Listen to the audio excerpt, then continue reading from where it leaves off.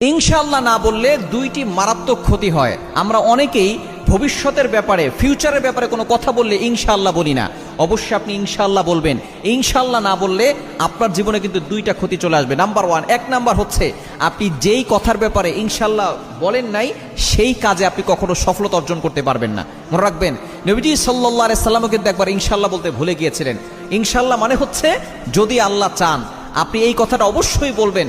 নবীজি সাল্লাল্লাহু আলাইহি সাল্লামের কাছে একবার ইহুদিরা এসেছে, আসার পরে তিনটা প্রশ্ন করেছে। বলার পরে বলতেছে, যদি আপনি তিনটা প্রশ্নের উত্তর দিতে পারেন তাহলে মনে করবো যে আপনি নবী।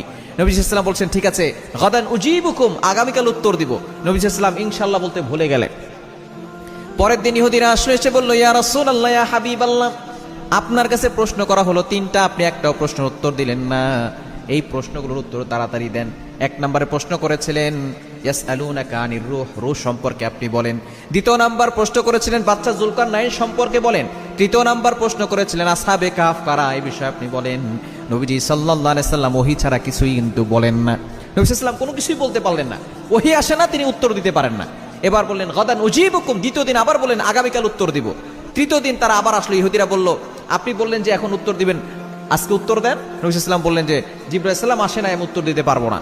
এভাবে করে প্রায় 15 দিন পর্যন্ত নবীজি সাল্লাল্লাহু আলাইহি ওয়াসাল্লামের কাছে ওহী আসে নাই। নবী সাল্লাল্লাহু আলাইহি ওয়াসাল্লাম ভুল বুঝতে পারলেন যে কেন, কি অপরাধ আমার দ্বারা হয়ে গেল যে আমার কাছে ওহী আসে না কেন। নবীজি সাল্লাল্লাহু আলাইহি